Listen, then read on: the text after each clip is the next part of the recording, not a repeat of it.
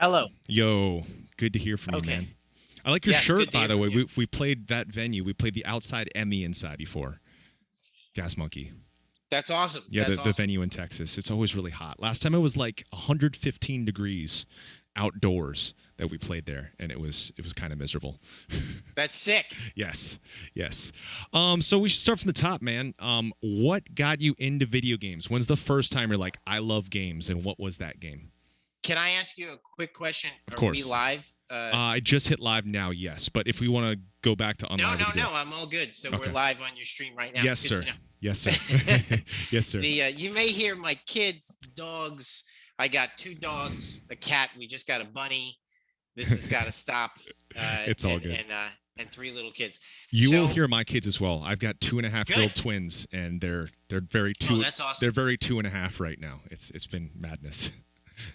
That's fantastic. So what was the question? What's the first time you ever like fell in love with games? Like, what was that game? When was that? I got emotional talking about this once in front of someone, so this is not going to happen in this interview.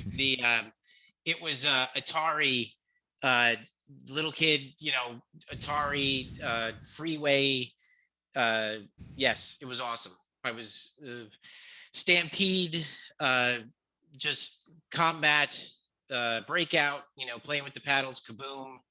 And of course, it's emotional because so many childhood memories from that period of your life, and it's just awesome. So that then transitioning into Nintendo, a console kid, all day, like a creative. So the PC was weird to me, and for sure, like the buttons on a Nintendo controller definitely aligned with the right side of my brain, and onto Super Nintendo. I mean, I was a avid Nintendo person, just and there was always that argument between the kids on the neighborhood about which Mortal Kombat was better, the Sega Genesis one or the Nintendo one. And somebody commented when I said the Nintendo one was objectively better on a forum thread that was wrong. I just disagree. I thought the animations were better. It was more fluid, but I still love Sega Genesis, of course. Going to my friend's house, Altered Beasts. I mean, I love that is the game. transformation in Altered Beasts still not awesome? It is It's still so awesome. good. It's so good. Rise from your grave, like still amazing. Yeah. And then on to honestly, like, I swear to God, dude, like, I don't think I did anything for a semester because of GoldenEye. Like, I was the same. when the Nintendo 64 came out, you could feel that it was the end of an era, right? Mm-hmm. They were holding on to the cartridge. Obviously, Sony was like heading in another way, and I just was such an avid supporter of Nintendo, still am, and just I thought they killed it. I mean, they were pulling this kind of quality out of it. I thought Star Fox 64 and so many of the other games that they made on that system were amazing, but in particular, obviously, GoldenEye for the non-PC kids. I was in art school. It was all Macs. Like we didn't have. I would go to a friend's house and play Doom on a PC, and but mostly it was the ability through a console to play a shooter, Mm-hmm. especially in a multiplayer setting, and I tried to play that recently at a friend's house. Holy cow. Like, I think we all deserve medals because when you try to revisit it and you realize what you were doing to aim and shoot, that was nuts. But I say this in my stream, but that was like everybody, especially we get older, you have those glory days Mm-hmm. of this. This is the period when I was the best. When I, how like, yeah, that was my period, like all growing up in the neighborhood, like people coming over to my house, I'd have it all set up. We'd play Mortal Kombat, and I was really good at it. And GoldenEye was my peak, and it's been a gradual, downhill slope afterwards. But I could still do Nightmare and Doom Eternal, That's and then awesome. with Doom, same, like just always admiring the brand, of course, and of course when it came out on Doom 64, that was my first Doom that I got to dive into head first. So many fond memories of video games. Like we could make a whole show about that, from the art on the boxes of the Atari games when they had to sell given the limited graphics. I mean, that period of art, the airbrushed Drew Struzan-esque video game box cover of the 80s, where the box cover on Stampede made it look, and Asteroids are like, Phoenix, any one of these games. I remember as a kid looking at it, like, this is the greatest game ever made. Like, look at what's going on in here. Now, of course, when you played the game, it was not Nothing anything the like same. that, Yeah. but it was such a glorious time and I think that's why movies like Ready Player One, the book, is such, because it's written by someone who clearly grew up when I did, and has that kind of love for it. So lots of good memories. That's amazing. It's crazy hearing you talk about that. That was like my course and my path with games as well. My dad was a Marine. He was stationed in Japan, met my mom there. My mom's Japanese, so she immigrated from the States when I was like 1 year old. Came over there, and I was basically playing games before even really speaking much English. I was still speaking Japanese. My dad was still deployed. There's a picture of me. I was like 4 or 5 the first time I beat Mario. So I was a Nintendo kid as well. Like I really stuck to Nintendo and loved it. Starting with Mario 1, that was like the first one, worked my way up. Totally. And when you mentioned GoldenEye, that was the one I was really obsessed with. That was like my original favorite. Dude. I always picked Odd Job because I was that jerk. I was Odd Job, and I do proximity mines and leave it on the box, pick up the box so it explode invisibly. I was a piece of crap as a GoldenEye guy. I love hearing you say. Me too. Proximity mines, dude. Like them. just I have one quick question. Yep. Can you stream answer? How's the connection? Because I'm actually on my VPN, which I could disconnect my VPN and go with my own internet. That would take 2 seconds. Do you want me to, or Yours is looks, my connection? It looks really good on my end. Okay, so the community is okay, and the stream is the people can hear me. Vocals sound perfect. Video looks great. Yep, Okay. Everyone's saying solid, smooth, solid. All right, guys.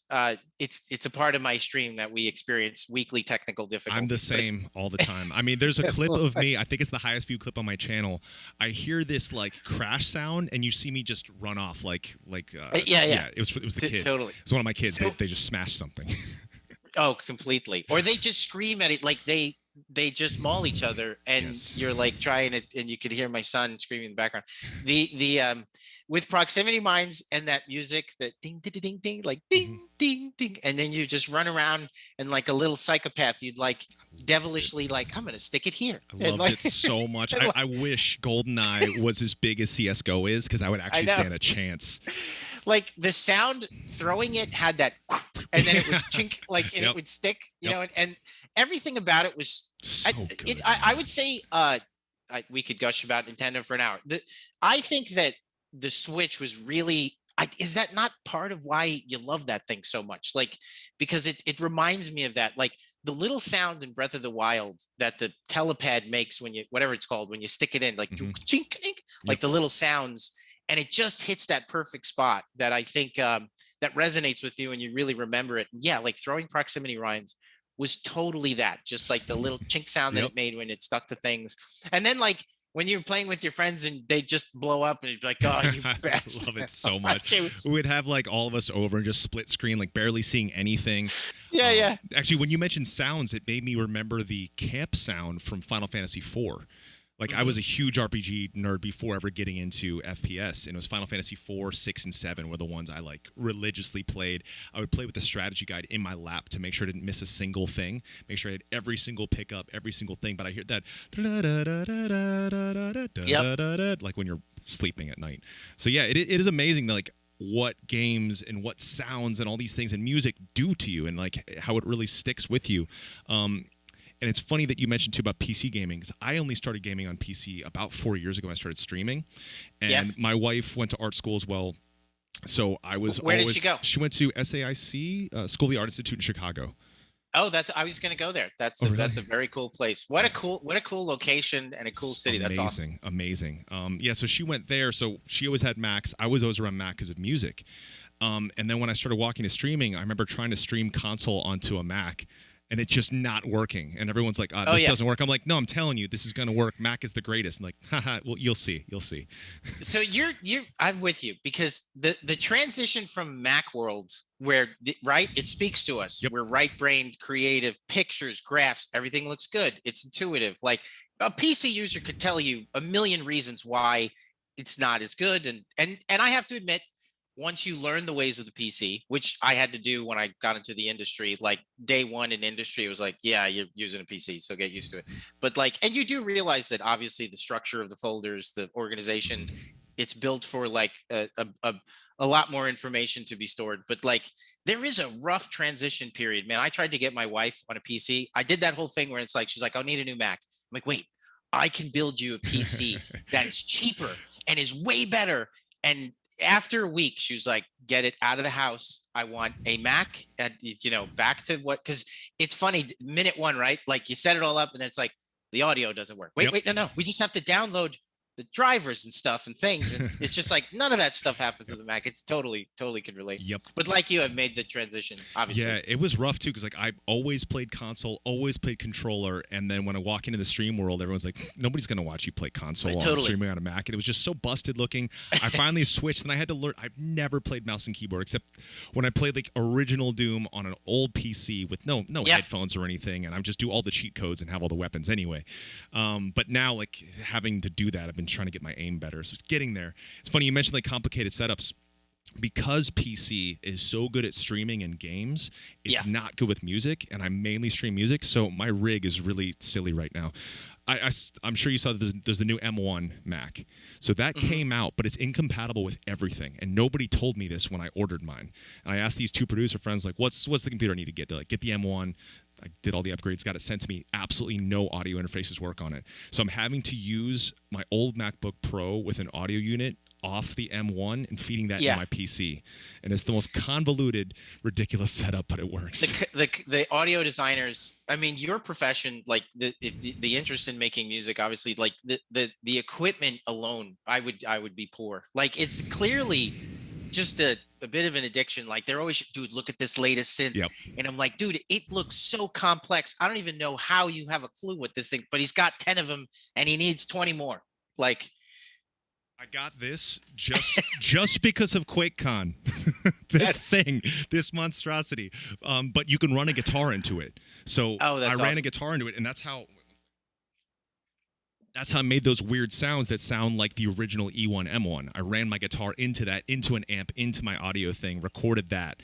And so, yeah, that's exactly what happens. I just saw your guitars back there. That's amazing. My brother's a musician as well. I can't play a lick, but huge. He's an old rocker from the 70s and 80s, and he collects guitars as well. That's awesome, dude. I love that. That's awesome. I'd love to get a guitar and an amp, but my kids make enough noise here, so I don't want my neighbors to kill me. I will not take no as an answer. I'm going to send you one of mine. I have the last of my signature guitars in the world in my garage. So I'm going to send that to you. So Sir, thank you so much. I just want to, just one opening to a Van Halen song is all I want to know. That's it. Just like, if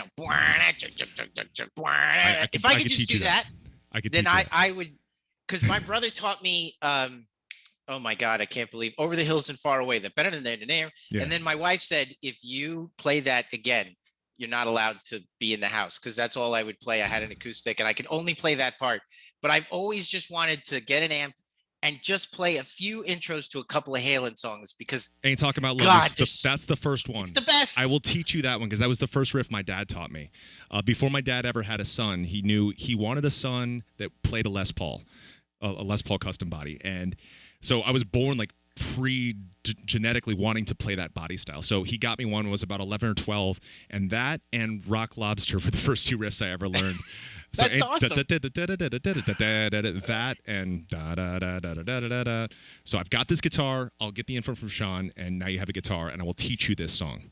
Not we're supposed to be talking video games, but me and my brother were cracking up because when Eddie Van Halen passed away, which was honestly, I was shockingly I was moved by it. Like I felt like Mozart, like, that level of musician died, and we were just laughing. Like, could you imagine Van Halen 1 before anybody knew who they were, and they were opening up, I think, for Sabbath, and just hearing that album live and not knowing who they are, that just people must have had their heads melted. Yes. Like, what the fuck the energy of that album, and obviously all of them, but like in particular, the speed, the energy, like still, it's one of my favorite albums. I love Eddie Van Halen. Yeah, so I joke with my brother. He has the replica Frankenstein, and I'm like, I would love to. That would be a goddamn waste if I had that guitar. But like, I just want it because it's so freaking cool.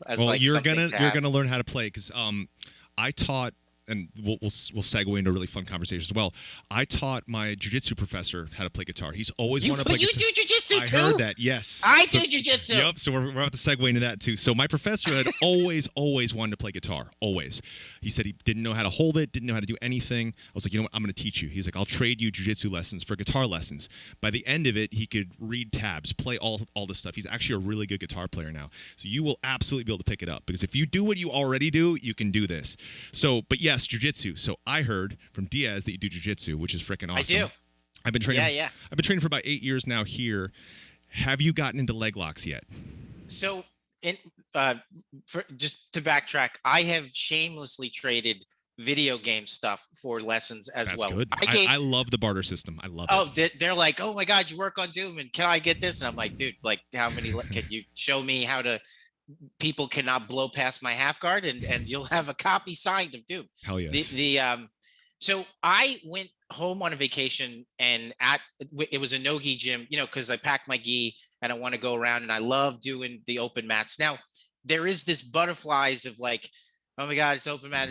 But then I really have, I had to stop over the course of COVID because my wife was super paranoid. So I have gained like 25 pounds, and the jiu-jitsu, my body is not built for jiu-jitsu right now, but I just got my second shot, actually feeling kind of shitty. And I'm totally like, that's it. I'm going back to the gym because I have to, Yep. So I went home, and it was a no-gi gym, and I don't do a lot of no-gi. And she was I found an awesome woman, professor who was there. She could sense my apprehension. I had a purple belt on, and the guys were salivating. Yep. And she was like, do you do leg locks? And I'm like, I do not do leg locks because I don't really allow them in our gym. Ours she was too. super cool. Gave me a private afterwards, taught me the basics, like a basic, heel hook, how to get into it. The only thing that frustrates me is that the introduction of the ushigami and the Japanese terms, I'm having a hard enough time just remembering the names to begin with. Yep. We can't go Japanese names on this on me because I'm going to lose it. But she told me how to enter, showed me some of the moves. It was fantastic. Banged up her shins. My apologies as our shins clang together as I'm trying to move into it. If she's a leg locker, she's totally used to it. Well, and it was cool. It definitely made me realize, because part of what I wanted to learn was the power, and I could see it. I would say, give me a little juice. And you could do your knee.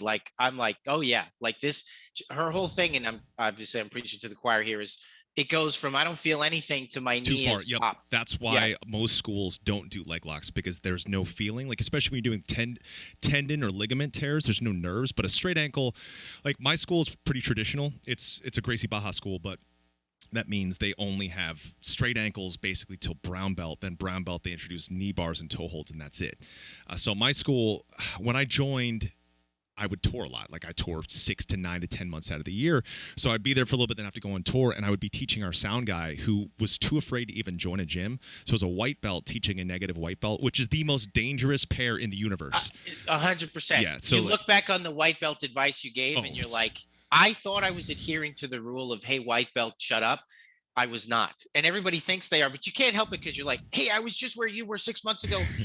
Here's one tip. And you realize and now at purple belt, I say less. I'm like, no, now I know that I don't know shit because now I'm only just sort of knowing, but so I will say nothing, but at white belt, 100%. It's so dangerous. But the best thing you do next time you go around training at different gyms, I always tell people, train with the highest belt you can find there. You're not going to get hurt. You're not going to win, but you're not going to get hurt, and you're going to learn a lot. Yeah. So I would go out every once in a while and start touring.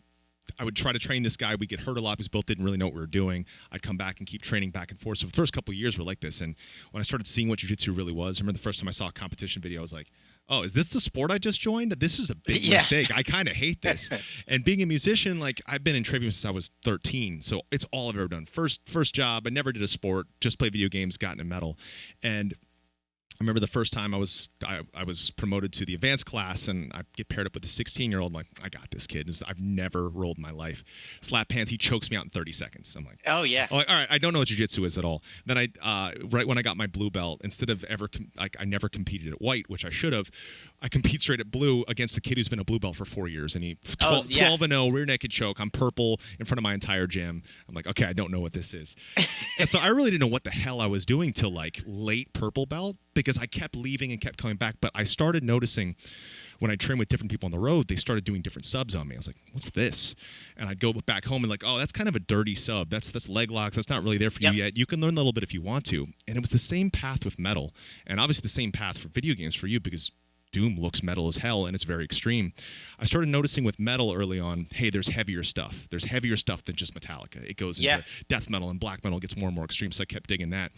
I feel like jiu-jitsu is the most one of the most complex martial arts. And to find out there's stuff that's dirty and dark in that, I was like, I need to learn this. So I started learning the leg lock stuff, but it's super fun. Once this stuff's done, I just got my first shot yesterday. I'll have my second shot at the end of this month. One of these days, we're going to train. I'm going to teach you this stuff. Yeah. So the Japanese names that she was probably mentioning with leg locks, all ashigarami means is leg entanglement. That's all it means. So if she was mentioning ashigarami, it could be anything, any kind of open guard that exists, anytime your legs are connecting onto a single leg or another leg. And if you heard the term sankaku, all it means is triangle. That's all it is. So there's the normal sankaku with legs, normal arm triangle sankaku. There's also the sankaku that you do around someone's singular leg. But the leg lock game is so fun. So I started picking up on this stuff because I'd always get my ass kicked when I got home. And I started finding out no one knew the defenses for this stuff. And that's the only reason I started training this. So I trained it and go home. And then everyone's like, I don't know what to do when you do this. So I would, when we went at this gym and I go to slap my half guard on and the guy like has this devilish grin, like, let me show you what I'm going to do with this leg. Knee bar from top. Yeah. And I believe it's the, again, it's been a while, but the ankle lock was the ankle lock I could feel coming. Well, which one is the one it's the press against your Achilles heel? If it's straight this way and in like an Achilles scoop straight, that's the straight ankle lock. So the straight ankle lock I liked because you could feel the pain coming. You could tap well in advance. The other one, the heel hook, that was the one that you're like, whoa, like that was super close. So at my gym, and I totally understand. We also do like, they have a no-gi class, but I love the gi. Like I love it. That's how I was when I started too. Oh, dude, I can't get enough of it. Like it's fascinating to me. Like the lapel game and the stuff. Spider guard's super fun. Spider lasso is super fun. The speed of no-gi is definitely, I have to say, like, I was like, oh, this is awesome. Like, this is really cool. We're just, and the ability to slip out, you know, from almost anything. But yeah, I just, it's honestly, I think like I would imagine with music, but honestly, as a creative person, as any kind of person, to be honest, the layers of jiu-jitsu, it's addicting. It really, really is addicting. And it's this, to anybody who's listening, like, yeah, it's a magic trick. Like you will go into a class, as he said, 16-year-old, anybody, pick the smallest person in the class. If they are trained and know what they're doing, they will gently just own you, you know, like, and totally control you. And you walk away like, holy shit, that was crazy. You know, like, and then the first time you pull off a move successfully, where there's someone fully resisting against you and you still get a sweep. I mean, your head like explodes. You're like, this is crazy, you know? And honestly, I'm sure you agree. You find a good gym with good people, right? And people, so key, like that the brotherhood, and we're pushing each other and, you know, getting submitted, but everybody's cool. And absolutely. And so humbling. There was a hot second, I have to say, when I got my purple belt that I'm not saying this to like be cool or anything. When I got my blue, I was like, I'm ready for my blue. You know, like, go ahead, give it to me. Like when I got my purple, he was called out my name and I was like, oh, like, you know, damn, because you know what you don't know. You know what I mean? I was like, I could almost stand there and be like, well, I don't know how, you know, let me show you the list of shit that I don't know. Like, I'm really, you know, nervous. I'd never questioned my professor, but like, and there was a hot second where I was like, I didn't know what to do. And it was awesome. My growth in jiu-jitsu exploded at that point because I was like, you know what, dude, we're just going to fail. We're going to go to open mats. We're going to get fucking submitted like all the time. Just hurl yourself at jiu-jitsu, you know, and don't worry about the belt and, oh, a blue belt just tapped me or I just messed, like, who cares? Like, and honestly, dude, it was awesome. To your point, every time I got submitted, it was like this morsel of knowledge where I was like, oh, that's a thing. Like, I'm going to study this, whatever you just, or the mess up I just did, or my foot was in the wrong spot or like whatever. And, man, I haven't trained since COVID. Damn, like I haven't done anything, you know, like I really lucked out right when this started to go down. We had an Asia tour set up and I was training regularly. And my closest training partner, I've got like a circle of maybe 8 or 10 of us that we always want to train because we're all like the leg lock guys. We started introducing it. Now a lot of people love to do it. And my main partner went to have his kid, and basically he went in the delivery room the day they closed everything down. Oh my God. So we started texting. I was like, hey, I told him, I'm not going to train. Obviously you're not going to train with the newborn. Let's not go anywhere and let's maybe just train together in my backyard. So I have our mats that we've been like when I go on tour. Our head of security, he's a retired pro MMA fighter. I'm very lucky. I have him now as a training partner versus me teaching someone I didn't know what to do. So we've got these mats. I've got a set of mats and a tent in my backyard. So we've been training back there 5 days a week since the pandemic started, just the two of us. Yeah. So I'm very fortunate I'm able to keep it up, and I feel like because we both love the leg game so much, and I recognize that I need to start working going this way. It's just been really, really fun. And I think once everything opens back up, and hopefully we're back over tour by you guys, then the three of us, me, you, and Diaz can train a little bit. And I'll show you some really fun stuff, because here you like half guard. That's where I learned my entire leg game from the beginning. Like actively trying to get half guard, and if you can get that knee that you don't have trapped up with your arm, it opens up everything. Like half guard was for me just because I'm old and I have impingements on my hips and all kinds of limitations. Half guard is like a good chubby dad guard. It's so strong. Yeah. It's a strong. I have short legs, and I remember seeing Bernardo Faria's jiu-jitsu game, and I was like, that looks like something I could almost do. Because some of the jiu-jitsu guys, you're like, I'll never be able to do that. But everything he's doing. But then watching Bernardo, who's the nicest guy, not that I've met him, but like, he's famous in the community. I'm like, you kind of model, you see someone doing something that you're like, I think I could do that. That was Eddie Cummings for me. Like I kept seeing all these guys. That guy's amazing. Incredible. He's amazing. My first hero was Buchecha, but I was like, I cannot move like that guy. Like 6'5", 250, and he moves like a ballerina, but he can bench press a house. So I was like, I will never be able to move like that. But I started seeing Eddie Cummings, like, this guy's always starting on his butt, always starting on butterfly, and just everyone knows a heel hook's coming, and he gets it no matter what. And so early Danaher Death Squad, like when I first discovered those guys, like Tonin, him, and Gordon Ryan, Cummings was the guys like, that's my game. And so like this whole thing is all like it's the Danaher system basically that it's amazing too to watch Gordon Ryan do exactly what you said. All he does is leg locks, and now his whole game has gone up. Yep. So it's now you're screwed because he baits the leg, he finished, and now that guy's so insane.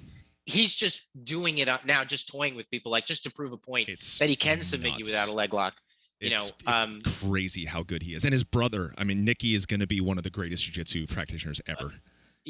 Completely. I have to say too, like it's funny. It's not hokey. Like the application to the entirety of your life, like the parallels, the analogies that you could draw from it, like just jiu-jitsu is a great life metaphor. Yeah. Oh, it is. Doom, the complexity of Doom at the highest level is, whether I even meant to or not, completely inspired by jiu-jitsu. Like the deeper you go and the higher dip. This is not that it was planned, but this is a fantastic segue. I didn't plan this, but it's happening, so we're going to go with it. The complexity of jiu-jitsu at its deeper level, right? You get to purple, you get to brown, you start to see things, you start to realize it's like, I just wanted that kind of like a belt system to the progression of the game, that like your white belt to beginning, we're teaching you things, the basics, you learn them. We teach you something else, you learn that, you add it to your toolkit. Eventually, my goal was to make sure that everybody could earn their black belt, which at a good jiu-jitsu gym, there's all kinds of black belts. You don't have to be a 22-year-old. I'm 45. I can't touch my toes. I'm not flexible. I don't have a lot of wind, and I could, I'm in there doing my thing. So that everybody would be able to, and when you got there, that you'd realize you'd have access now to because that's what defines to me, I have these limited positions and I have X number of them. And if we happen to cross paths with one of the positions I know, I light up like, oh, your leg is in that place. Yep. Like now I got my options, but then they move and you're like, shit, I don't know that part, but a black belt, they call them professors for a reason. There's no place you put your hand, your foot, or anything near them that they don't have 10 options for how they could address it. And I thought that was kind of like Doom, when we watch our top players, it is Bruce Lee on a skateboard with a shotgun. I've always said that about Doom, and that's what I see. Just using all the tools. I think on tag one, we really need it. It was impossible to not balance the DLCs with that in mind, because I'm like, if people know how to use everything, they're gonna wreck. So we have to balance this like there's black belts out there, and so it is kind of balanced for the black belts. Maybe DLC2 is not enough for the black belts. I've heard you. We will make it harder. I promise the master levels are coming. We had a little bit of that. I used the analogy with the community of jiu-jitsu because I said, because what I had was I had the black belts of the gym, the badasses, right? The Danaher Death Squad, the id Death Squad. And because tag 2, they kind of lost sight of the fact that Doom is for everyone. There's all kinds of people in the gym. You know, there's dads and there's all kinds of people. And I couldn't have it that like, listen, all content, all base content has to be for the black belts, for Bushesha only. I'm like, that's not fair. Like, we will make content that satisfies the elite level players in master levels. And obviously there's mods now. But I used, the analogy I used was like, and you know this, I know this. It's like black belts set the tone for the gym. You go into a gym and you got some cocky black belts, which I have to say, I've never been in that gym, but if there were, I would imagine that wouldn't be a cool gym. You know, like if they set the tone that it's like an elitist gym and, you know, just the vibe is not great, we're going to go out of business. We're not going to have a lot of people wanting to train there. And that's what I felt about the DLC2 stuff was like, make room for everybody, all of the Doom fans. And then master levels will be for the Gordon Ryans of the Doom community, That's of which amazing. we have many. Yep. That is. I don't even know what they're doing. They are so good. I'm just like, I told them this analogy, and I'm not saying this, Matt, because it cracks me up how much we have in common. It's so funny. Because honestly, seeing your guitars, but I mean, I go to my brother's house, like, yeah, it's metal. He loves to talk about it, and I love listening, you know, hearing him talk about it. And I have a casual. I couldn't call myself a metalhead. We've got guys at the office who will rattle off the metal bands, and I'm like, I love it. I'm not there. I don't know it all, but I love it. That's me. Oh, totally forgot what I was going to say, but I forgot what I was going to say, but yes. Commonalities, the guitar collection, Jiu-Jitsu was right before that, DLC 2, meant for everybody, Masters levels. Yes, I don't remember. Oh, it might come back. I do that too. But it's super exciting to hear someone else in a creative field that we're linked, because I was drawn to Doom because of how metal it looked. Because of how, like, I love metal, and I was like, wow, this music reminds me of the kind of music that made me want to do Trivium, because starting Trivium at 13, everything else was already kind of introduced to me. But since getting to jiu-jitsu, it made me realize, I'm sure you're going to agree with me, that it's the kind of thing everyone needs to do. Because there's so many musicians out there that don't have the same work ethic, that kind of, once they get signed, they've arrived. They stopped practicing. They stopped doing things. We've had them in our lineups. I've seen them in other bands. I've seen young bands who grew up with our music, and I'm like, hey, I'll give you some lessons backstage every single day of this tour. Like, I won't say what band, but I remember I set everything up. The dude didn't show up.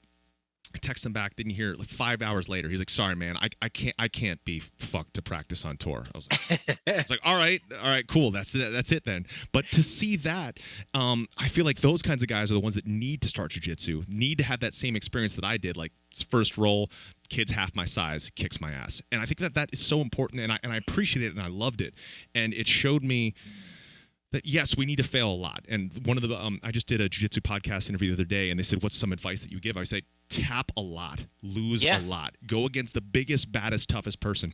Same thing, even like to tie it back to us. When I did QuakeCon, I was like, all right, after the songs, I'm going to play a little bit. And everyone in chat kept saying, Matt, play Nightmare Mode. I was like, I don't think I can do that. But you know what? Screw it. I'm going to do this right now. And I actually almost pull it off. And I couldn't believe That's it. awesome. Because I'm not a pro. I'm like right in the middle. Like, I'm okay at games, better at music. But yeah, that analogy and that way of thinking is so great. And failing in the you don't go to a gym too, which I couldn't agree with you more. I think it's something that everybody needs to do. It's absolutely, it's such a good life skill, but it's also it's humbling. It's an overused cliche, but absolutely, because it's not that you become a badass, it's that you realize how many badasses are out there and the variety of ways that you could get injured. You know, I think you become more aware. There was a podcast I heard that someone, you know, you truly understand yourself when you do it, because you know, like, your limitations, and there's a sense of grounding, I think, that happens inside of you. It's humbling. It's all those things. Yeah. I mean, like you said, like, yeah, getting tapped by someone half my size. Sure. Yep, You that's walk out of good there for like, you, because yep. there's two kinds of people. There's people like us and many many more. They're like, you know what, I'm going to keep going back. Then there's the people that say, screw this, I'm never doing this again, and then walk away from it. Crap, it's the same It's thing. awesome. Yeah. I was going to say something, I forgot what it was. I did the same We thing. keep forgetting. Yeah. I want to remember what I was going to say, got it. but I don't remember. I've got it. So I always used to say, because Metallica is what got me into metal. Mario got me into games. Anthony Bourdain is who got me into food, because I started traveling around the world and realizing. Oh, me too, dude. Yeah, if you're a foodie too, then Step Brothers, we just became best friends. So I can't. So you look like you're handling it better than I am, but you're also training more. One thing about becoming a foodie at 40, again, another death that, like, right when he left, you were like, couldn't believe it. It didn't seem real. Like, even just bringing it up again, like I forget all the time that he's gone. Yeah. And he really made you appreciate, like, his passion for different cultures and the journey and going. So now, right, I'm sure, well, God, I mean, with your profession traveling, you get to live that Anthony Bourdain experience. It's amazing. And that's the other parallel, like, not to keep bringing up negative things, but I remember before we ever toured Europe, some bands we were opening up for that we idolized were first of three for their tours. I was like, so what's Europe like? We were all excited, bright-eyed and bushy-tailed. They're like, Europe sucks. I was like, what do you mean? He's like, the food's terrible. I remember one guy told me all he does is take sleeping pills the entire day, wake up for the show, and then take sleeping pills, so he just isn't around for the shows. Like, oh my God, Europe sounds like a horrible place. We go over there the first time, and it's incredible. The food is amazing. The people are amazing. The things are amazing. And I meet so many bands out there. They're like, oh man, the food everywhere else sucks. I'm like, well, what are you looking for? And they're like looking for like chain restaurants they're used to. But I started to realize that when I read Kitchen Confidential, it's like, this book is basically my life. You just sub out food for music. And I think that book did that for so many people. So I started realizing that we're getting paid to be in places that people pay to be in. And we get to eat and see things and do things. So I'm so thankful that my entire band, we're all super foodies. Everywhere we go, all we do is think about the food. We book tours around food and just eat our way through everything. And that's all from Bourdain. It totally. I couldn't agree more. Like, you go to a place. Although he's a bit more courageous than me, because there was a couple episodes where I'm like, dude, I'm with you on the culture. You're going real far. I've gone far a couple times, too far. But when he's in like Vietnam and someone's chopping fresh vegetables on like a wood block, like a stump of a tree, and the pot's on the ground with like coal, I'm like, how good is that pho? That's probably the best pho like ever, like. So I'm with you. I want to go and eat the most culturally. I am my mother's Colombian, my father's Argentinian, so I grew up with interesting smells in the house. Ate a lot of tripe that I had no idea it was tripe. I thought it was cool, and it was kind of rubbery until my mom told me what it was, and couldn't really do the blood sausage, but I definitely had been around that a little bit. Yeah, when, like you said, when I saw his show, it made me appreciate that. And so the limited bit of traveling that we get to do, I really try to put myself out there. Although I love his one advice about, like, hey, do you worry about some of the stuff you're eating? He's like, the most dangerous shit you could eat on the road is the fucking pots of food they leave out at a hotel, the appetizers. And they leave them out there all day, and it's like trays of like meatballs that the guests can eat. He's like, that's where all of the food sickness is, like, not out in the wilderness there. I would love to. I definitely took it a bit too far. Dallas has an amazing food scene. It is so good there. It is so damn good. It is so good. It is so good. They didn't get the memo on butter is bad for you. They don't care about lots of the rules. Like in LA, they would brag about how there wasn't a lot of charred black stuff on the meat. And then you go to Texas and they're celebrating, like, look how black this is. Yes. Like the charred part is this thick, like. And it everybody who comes to Dallas puts on 10 pounds, and I certainly did. So we got to get back to training so I could get back to eating the stuff that I like. I'm trying to think of the last place we ate there. I mean, we always eat super well there. But so the Jiu Jitsu food segue that I was thinking of was, I always have felt that you never get to know someone as well as sharing a meal with them. And one of my favorite ways to eat with people is everyone's eating the same thing. It's a collective experience. It's all the food's on the table, and that's the way we do every day off, every meal together with our band and crew. Just everyone eats everything and tries everything. I also feel with jiu-jitsu, that's another way you get to learn something about someone's personality. I feel like you really do see their personality come through, and it's different. You have to like interpret it. Okay, this is not, I don't want to say like violence, but a martial art, and you start to see personality traits in them through that. So that makes me even more excited about you being a leg locker, because I know you're going to be into it. I know you're going to master it, and it is easy to master. It's an easy I have short system. legs. That's okay. That's even better for you. Okay, my good. partner is like, I think he's like a foot shorter than me, and his legs are shorter than me, which means it's much harder to tie his legs up. Yeah, I have very short. The whole leg entanglement game and spider guard and I've gotten okay at triangle chokes, but my little legs, they're tiny little. They're pincers. tough. I feel like guard is like at the higher level is something you don't see as much. I feel like you don't see closed guard as much. It's usually like the way my partner and I, because he's got a couple years on me, and I actually said it to him today, my main training partner, Jeff. He has 2 years on me, but I feel like his 2 years are like 5 years and 5 years. Oh, like my God. His encyclopedia of knowledge is ridiculous. Mine isn't that. Like, my brain hard drive's kind of taken up, like with all the Trivium crap I have to remember. So it's like I just have like a couple simple things that I like to do, but what's fun about the leg game is like I'm happy to sit in 50-50. I don't know if you play with 50-50 much. That's a good place to tiny bit. Yeah, okay, yeah. that's a good when place she was to start working with me. with. I mean, I'm familiar with it, but yeah, that clearly became like the position that we would spend a little bit of time in. That's a fun spot. Like, and I like to sit in someone's leg entanglement and try to find something through that. And I think you'll really like it as well. I'll send you like, or have you seen the Danaher DVD? That 4 hour long one. That one's very, very good. He explains it. The only thing I'd say in the last year, some of my jiu-jitsu knowledge has atrophied because I stopped with the obsessive watching of videos, like in everything. Look, they say like, don't watch the YouTube stuff. Like I'm passionate. I'll watch everything. Yeah. I'll watch the DVDs, the videos. So I'm a little bit out of practice again with the COVID, but I'm going back like next week. I actually have a fever from this second shot. I don't know if anybody's had. Yeah. I've heard that a lot from the second one. First shot was a joke. That was like, a little headache, we're done. The second one, 12 hours later, I'm just like, man, I feel terrible. Crap. But I'm stoked because now I could go back. I couldn't agree with you more. Like at purple belts, just the littlest thing of like where to put your hand, or which I feel like it becomes an exercise in getting to the right position first, and even knowing what that right position is, like where the knee is here and the this is that, and not even being aware, like, and when you roll against the lower belt and remembering what that was like and still feeling it with higher belts, that like, you don't even know that you're already, they're already there. Like the hand and the hold and the this, it's all set up. And just now the difference between rolling with just pure energy and aggression, flailing at white belt versus like some semblance of like, hey, I'm going to try to get here and get here with confidence. And recently, and again, this is where I stopped and I was like, and this is so laughable, but the aha moment of grips on my gi and how I got to stop letting that happen. Cause my professor, who I love, he just grabs him and then You're I'm stuck. being steered. Yep. You're done. That's You're it. done. Like it dawned on me watching Marcelo Garcia that like that dude does not want anybody grabbing his gi for shit. Like as soon as they grab, he breaks. Yep. And I'm like, yeah, okay. Like obviously I shouldn't let people just grab my gi, so easily. There's a roll with Marcelo and Lovato Jr. and it's on YouTube and it's they're in gis, they know each other, and it's just a 10-minute roll. And it's amazing. Like, and it's amazing how good he is, Garcia.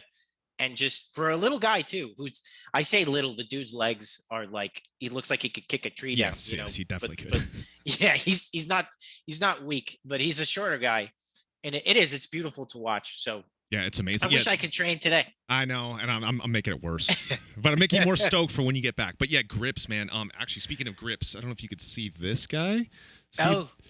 That sucks. So that's a good one. That sucks, and it's the guitar hand.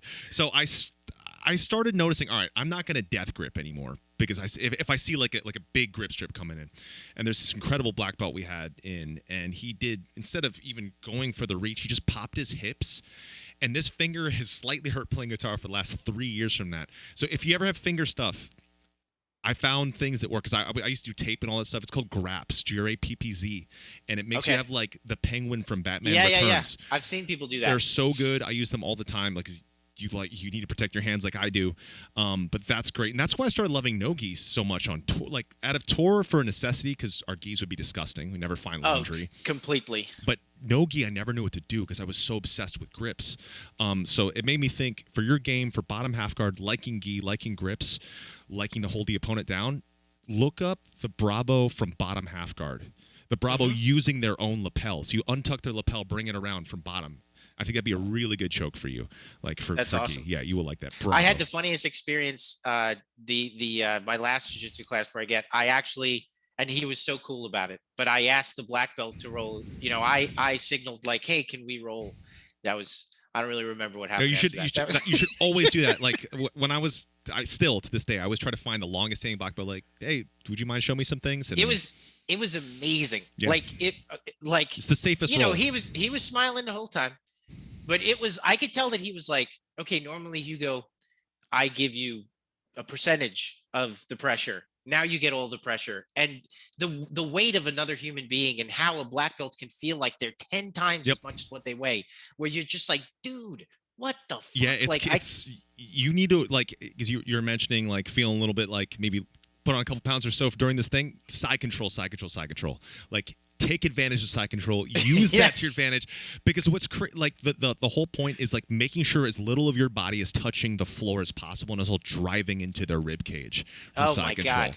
So I've tapped the side control with the black belt. That's where old, I'm like, he put his hand under my, he wrapped his hand around my waist, and then he just leaned in just the right angle, and I totally tapped. I was like, that dude, whatever you're doing, that is the most intense pressure I've ever felt in my life. That is 90s Brazil style right there. You need probably a little mass to pull that off, but like it was brutal. Yes. You know, like I was just like, that's fascinating. Yes. How did you do that? Yeah, we've been trying to, like, the big thing that like I've been working on this whole last year was my pressure game sucked, because I was always too polite with pressure. Like I was like, I don't want to like push their head or use my head into their sternum, but then I realized you have to use the pressure to keep them.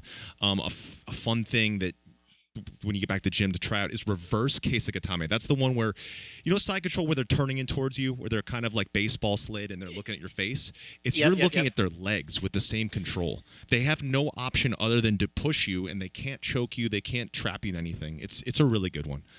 I've definitely, again, this is the addiction of jiu-jitsu, is that simple position of side control, and only after I've been training for 5 years, I guess, the just now discovering things about side control. I'm the same. I'm the exact same. It's only been within the last couple months for me.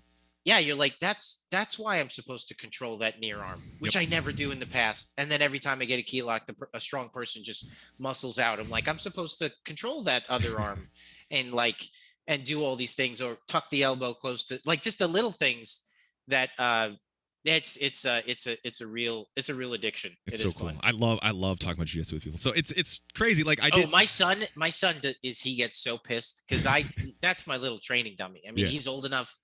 I am constantly putting that kid in moves, and he's just like, awesome. It's like, I'm so sick of this.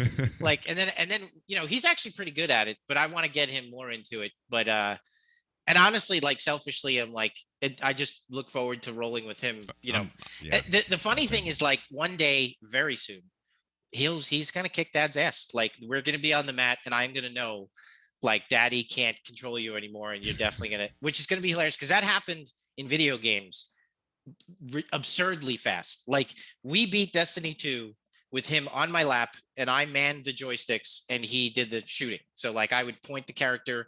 We beat all of Destiny 1 like that. It was amazing. That's awesome. Total father-son bonding so cool. experience.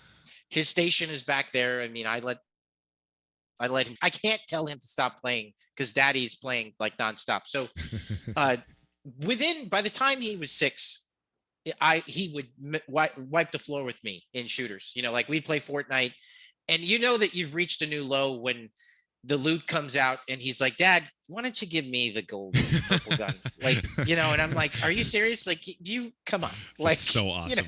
Awesome. Just give it to me. And then it's the truth. You're like, yeah, well, I mean, you better protect me. Like, that's awesome.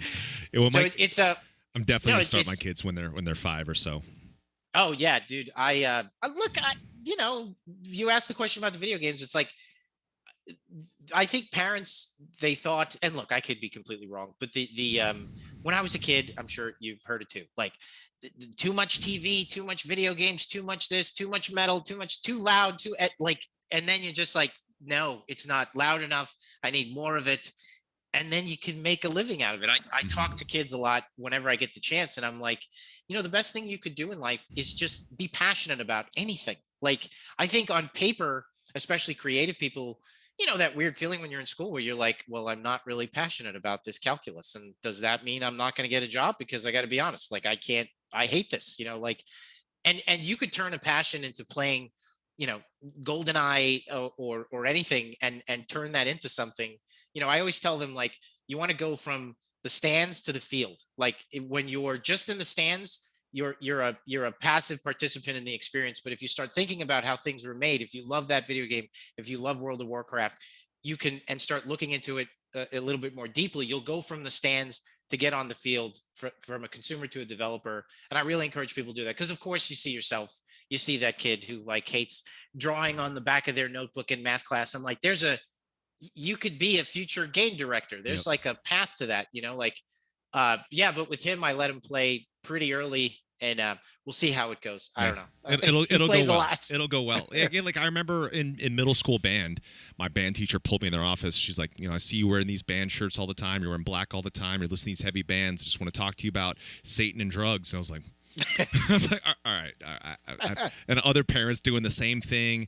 And I love that, like, what you do, what I do, what we see in these multiple worlds is all these different career facets that people take. Music industry, Amazing. gaming industry, streaming industry. It's really cool. My wife works for a company called Growing Boulder. Their thing is they're a lifestyle brand for 50 plus or 45 plus, 45 to 145, like all of Sweet. that. And so they asked me to start doing their esports thing. So I'm putting together a competition of 10 streamers from like my community and a couple friends, and they're 50 plus. So it could be their grandma, their mom, anything. And we're going to have an Among Us tournament. It's going to be super sick. Oh my God, that's amazing. It's a game that, like, a 7-year-old can understand. So we're going to have them as the streamer IT tech standing next to their mentee, and they're going to be playing. So it's nice to see, like, Growing Boulder's like, our generation, 50 to 50, the owner's in his 70s. He's like, my generation has always heard video games are so bad for us, but I want to show that it's the exact opposite. And it creates community, creates new bonds and friendships and all these things. So it's really interesting. cool. That is amazing, by the way, and congrats to your wife. That sounds awesome. I'll definitely look out for that. Our generation is definitely, we grew up with this period of pop culture where the GI Joe, Transformers, He-Man, where it was the cartoon, the movie, the toy. Like, so you the bed sheets to everything. Now, I did they have that, before of course, like the Howdy Doody or whatever, but like I have no idea. That was a really random reference, but I'm just assuming that's what was on Back to the Future when Marty looked at the TV, and it was always like a Howdy Doody thing. So that's what I assume my parents played with. But like, our generation was that pop culture generation. We were hammered with that stuff, these huge IPs that, like, again, we'd watch them on the Saturday morning cartoons. We'd have our toys out. We'd go to sleep in the covers. We'd wait for the movies to come out. And I think this is now what you're seeing, is that we're 50 and 45 and 40 and 35 and loving games. Like, like, yeah, it's not, I didn't grow out of it because they're awesome and they're only getting better, like, I mean, look at what's happening now in games. It's crazy. Like, I couldn't wait to play Cyberpunk and like some of the new stuff that's coming out. I mean, my journey through Bloodborne was probably the best entertainment experience I think I've ever had. Like, I would put that on the class of like that world and journeying through that world and surviving and conquering and getting to the end. I was like, I thought it was the coolest thing I've ever done. And Sekiro after that, and so many games, like losing yourself in these games is kind of like fulfilling the dream of a childhood fantasy. Absolutely. Like, because dude, I went from fucking all of us playing with little plastic figures making sound effects to like, now I am that character. You know what I mean? Like, I'm in that world. Like, and obviously with VR, Half-Life Alyx and all these other games, like, there's a whole new genre there. But I will say, like, Joe Rogan asked me a lot about this. Like, he really wanted to focus on the VR stuff, and I love VR. But I got to be honest, like, games are just getting started. Like, what we could do in games and where we're headed, yeah, that's not changing anytime soon. I think it's only going to get crazier. So it makes total sense to like what you're doing, because I think it speaks to that. Like, we all just, there's a huge audience, dude. Some of the fans who talk to me, actually, when I made the jiu-jitsu black belt gym analogy, where I was like, we got to make room for the dads in the gym. I'm like, I'm a dad. I play on a controller. Yep. Like, make room for me. And And a lot of them emailed me. They're like, "Hey, low key, I really appreciate it because I can't keep up with this shit." Like, That's like, amazing. yeah. And I was like, "No, dude, of course, like, look out for the master level." But no, it's awesome. I having too much fun. Yeah, I have it's to say, great. dude, That's amazing. honestly, like with Doom, growing up with my brother, again, he's 10 years older than me. So it was Rush, it was Sabbath, it was AC/DC, it was Dio, and it was the album covers that I saw growing up as a kid, like Yep. Iron Maiden's Killers, just looking at it like this is Eddie, like this is the best fucking images I've ever seen in my life, like everything about these covers. And then Somewhere in Time, and all of the covers just getting progressively more amazing. To your point, the comical, because it was the whole Satan aspect to me was never really dark. I'm like, it's just awesome. Like, Yeah. what are you talking Yeah. about? Like, I don't really think Ozzy worships Satan. Nope. I think he's just awesome. Yep. Like, and then loving fast-paced action gaming, and then getting a chance to be a part of Doom. I was just like, there was no research that needed to be done. It was like, this is going to look like a Dio cover, and my brother's going to freak out when he sees this because he's going to know exactly where this came from, and being able to merge those two things and bring it to life, the Doom metal action first gaming with that heavy metal album cover aesthetic. I joked about this. I was like, everybody has a pair of these. It's been a really long, like you break these out every once in a while, and it's been a while since something in mainstream media maybe gets you to, not enough things ask you to pull these out, Yep. and I was like, let's get Doom. If we shot a commercial, it would almost be like a businessman on the bus and all these different people from different walks of life, and they start hearing Mick Gordon's music, and suddenly like the horns come out and they're looking at each other like, hey, like I didn't know that there's a, and the tagline would read, there's a metalhead in all of us. That's amazing. I love that. That's amazing because that's like mine is kind of the opposite. Like games and metal, I wanted to bring games into what I was doing. And same way you were so inspired by artwork. I remember seeing like The Sound of Perseverance by Death, In Flames' Jester Race, Iron Maiden's Seventh Son, Metallica's Master Puppet, seeing these covers, and I'd always need the art to be great to also be with the music, to take me to these other planets. It's like I have to be in these worlds. So like Final Fantasy's influenced some of our stuff. Actually, the song The Calamity is about Genova a little bit. It's a reference to Genova coming down to Earth in our song The Calamity. In the song Tread the Floods, I actually say I'm knee deep in the dead, waiting from Doom. Like it's awesome. in there. And so like it's so cool to see those worlds all representing each other, because I always felt metal was for the underdog. It absolutely is. And I always felt gaming was for the underdog as well, because it was always like, oh yeah, you see like luckily I didn't have any of like bullying stuff. I was the only kid with long hair, wore cut off combat pants and combat boots and like a long sleeve Chrysian death metal shirt. And everyone was always fine with that, but I always find that the underdogs were the ones that were into games, into things that looked metal, and that's why I was so drawn to Doom as a kid. And I was just like, this is speaking to me. And now that getting in the streaming world, I'm seeing so many streamers and gamers and professional guys, it's very few and far between that they even know what metal is, which blows my mind. I'm like, how are people listening to anything but metal playing video games? And it's always made me like angry. I was like, no, you need to listen to metal when you play games. That makes more sense. So the fact that you do that makes me so happy. When I first ever heard like kind of the retransformation of the soundtracks of Doom, I was like, all right, they nailed it. This is exactly it. Mick nailed it. Yeah, my participation in that is usually like, this sounds amazing, cool, and they're like, yeah, we're gonna cut it because we're going with this one. I'm like, oh yeah, that's even better. Like, yeah, man. The only thing I've ever said to the guys is something that's a soundtrack to you being like the hunter. Yep. Like imagine moving through the space. You're searching for targets. Target acquisition, like the hunter killer, and you need something that pushes you through the space, that puts you in that frame of mind. But I think those guys kill it. Holschult, Levy, all of them. I mean, I'm so impressed by what they do.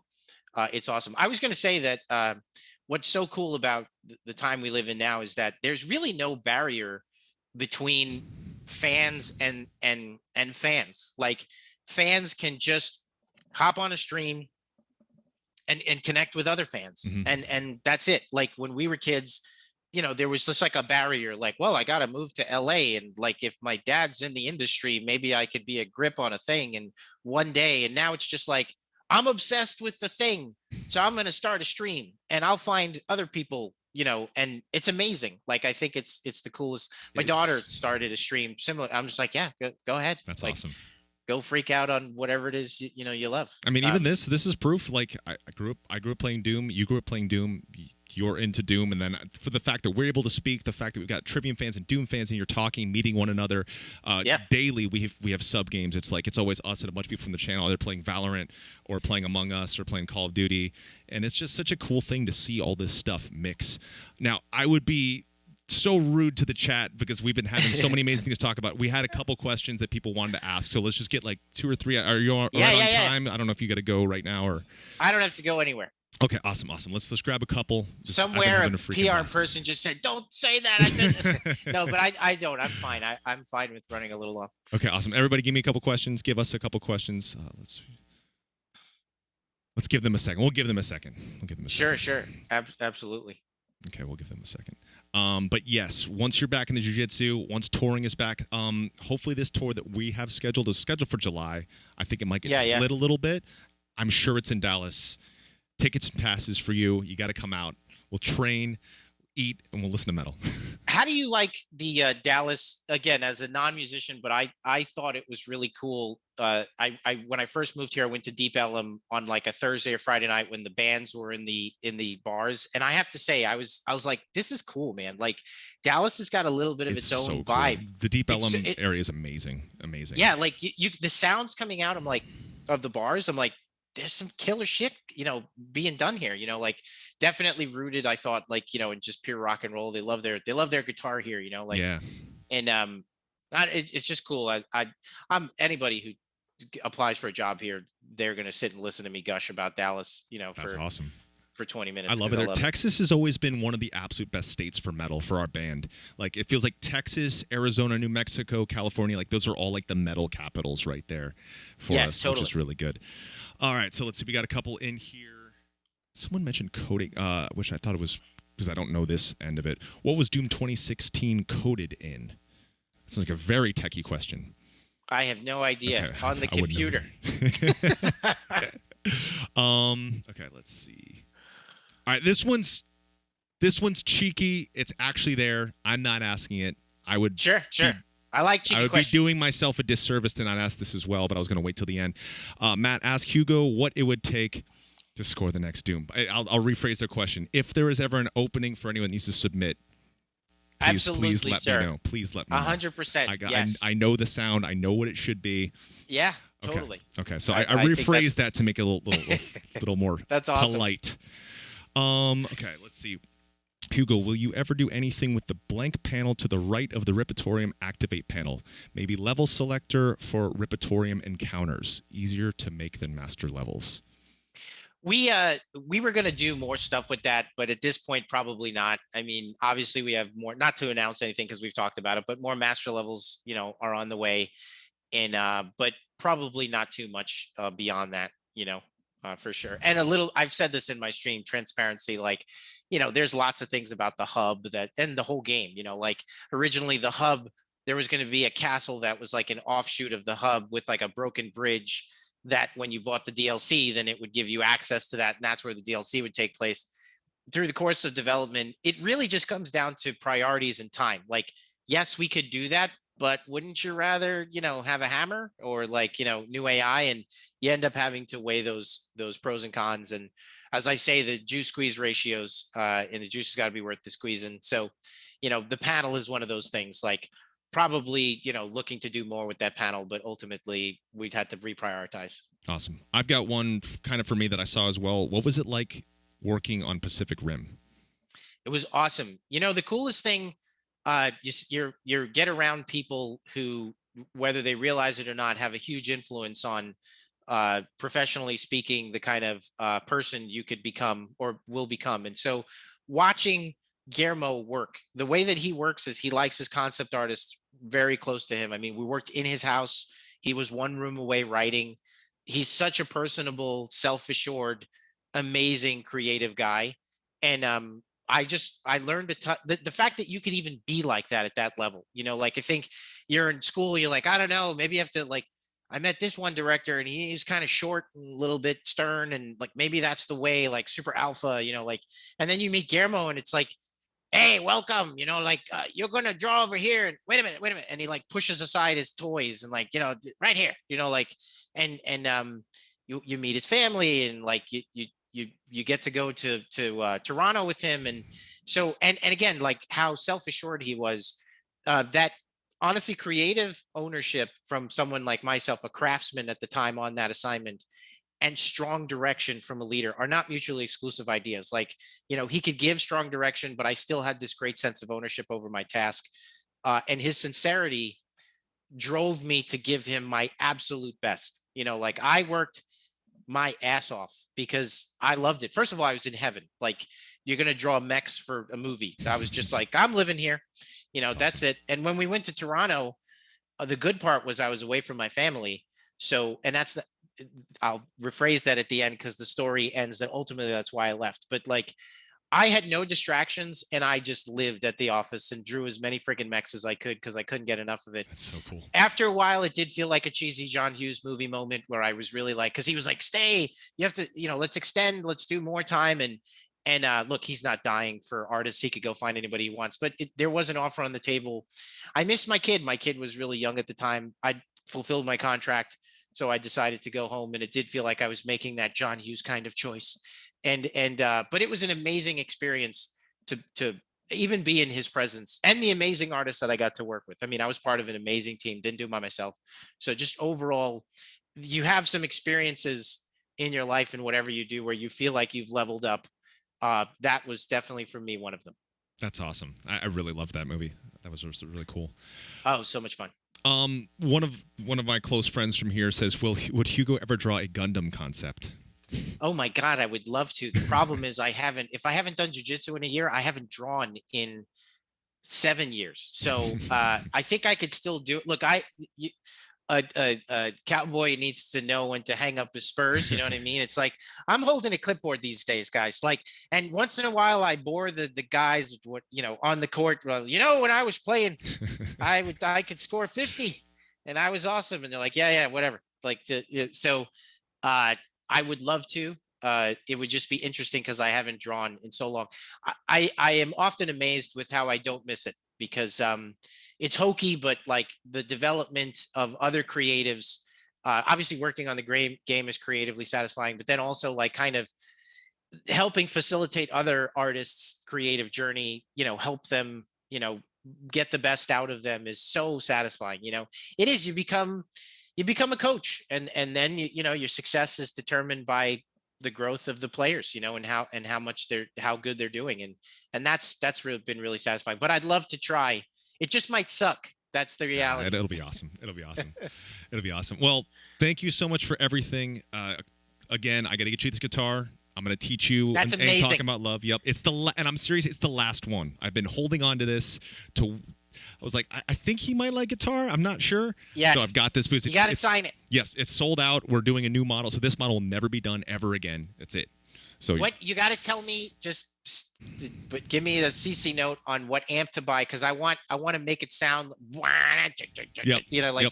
like however we, well, no, Ain't Talking About Love is. That's a nice, easy one too, because it's an A minor chord, and once you learn that thing, that's like most songs. There's only a couple notes. There's like 12 notes, and that's all there is. So like a lot of songs, there's some overlap. So once you have that, you're down. So we get. Am I just one quick question? Yep. Am I with picking Eddie Van Halen as I'd like to play? Am I picking like not an easy target to play any of? Obviously, I play his solos. He's fantastic. Like the way. It feels like everything's getting like there are some insane shredders now that are probably more technically proficient definitely more technically proficient even than Eddie was, but the way that he writes is the differentiator. Like I'm not the greatest guitar player in the world, but like I can write the best Trivium songs. That's what I try to think. Like I used to always try to be like, all right, I'm gonna be the best thing.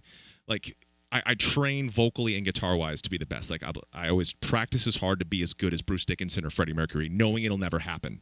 So it's this weird cyclical, like it's not negative, it's positive. No, absolutely. But with Eddie, like that is a fantastic place to start. That is like the roots, and he was always someone I was looked up to too, because in metal I never really got to see like other half Asian people in metal or rock, and he's Yeah. half Indonesian and the same birthday. We both have 126, which is awesome.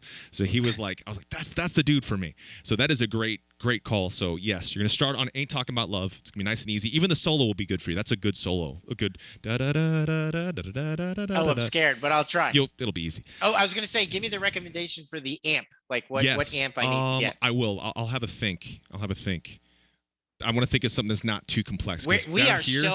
We are planning to piss the family off. Let's do it. They're gonna be stoked. Like they're gonna be stoked. Oh, you know what, dude? Like, I just think that the raw energy, though, like, you never know what's going to cross your path with your kids to this whole conversation that inspires them, right? So, like, who knows? Maybe get another guitar. They hear that sound, and one of them is just like, whatever just came out of that thing, that's what I want to do. Yep. And I'd be like, here you go.